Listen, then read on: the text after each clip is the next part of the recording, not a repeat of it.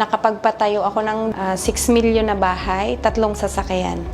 May 2 na akong building na nagkakaroon na ako ng every month na kita. At nakakarating na rin ako sa iba't ibang bansa nang dahil sa First Vita Plus. Ako po ay si Araceli Jimenez, dealer ng First Vita Plus. Ako po ay dating empleyado, 17 years bilang empleyado sa EPSA. Yung naranasan ko dito sa First Vita Plus, hindi madali.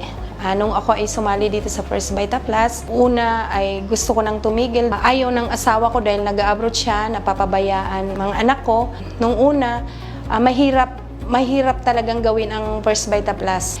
Pero nagtuloy-tuloy lang ako hanggang sa makakuha ako ng mga leader. At nag-focus lang ako at tuloy-tuloy lang silang sinuportahan ko. Mahirap sa umpisa, basta tuloy-tuloy lang, makukuha mo rin talaga yung lahat ng goal mo. Masasabi ko dahil successful na ako sa First Vita Plus, nakakapag-aral na ako ng panganay ko, soon to be pilot. Bunso ko, nag-aaral naman sa international.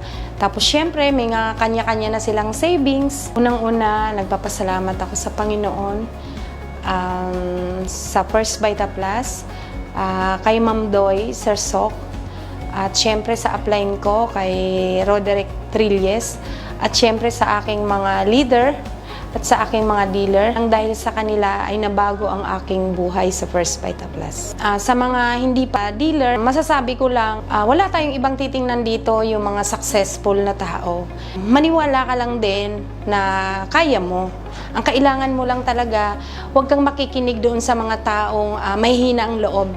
Ang kinakailangan mo lang talaga dito, ang puhunan mo dito, number 1, ay lakas ng loob para makuha mo rin yung success na nakuha namin. So, basta ang akin, mahirap sa umpisa, basta tuloy-tuloy lang, makukuha mo rin talaga yung lahat ng goal mo.